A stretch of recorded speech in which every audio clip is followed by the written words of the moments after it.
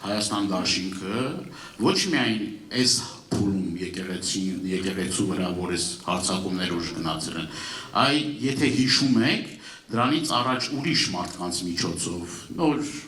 Հայաստան նոր հայրապետ շարժում կար, դրանից հետո ուրիշ էլի շարժումների միջոցով փորձեցին ճնշում գործադրել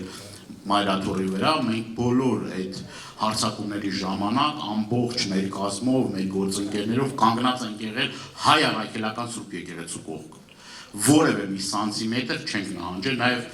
դուք էլ եք ներկա եղել, այստեղ շատերն են ներկա եղել, եւ Նիկոլ Փաշինյանը եկեղեցու գրավելու այդ ծրագիրը, որ կար Տիրադավ եպիսկոպոսների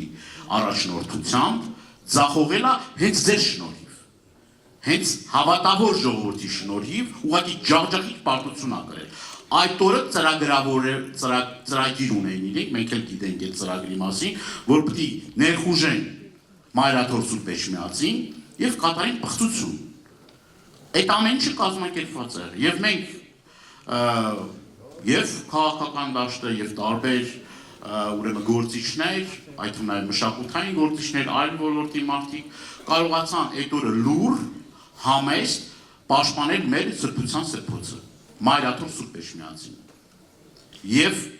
դա ի պատիվ մեր ժողովրդի։ Եվ ես ուրախությամբ ուզում եմ նշել նաեւ մենք ունենք որոշակի ինֆորմացիա, որ դրանից հետո իրենց մեջ այդ տիրադավների մեջ տունը կռիվ անկել։ Հիմա տարբեր ուրեմն քննարկումներ ա լինում իրենց մեջ եւ այս առումով շատ կարեւոր արձանագրում պետք է անենք։ Այսինքն եթե լինի փորձ նորից էլի գնալու, էլի մենք քաղաքական բոլոր տարաձայնությունները այդտեղ մենք ինչ որ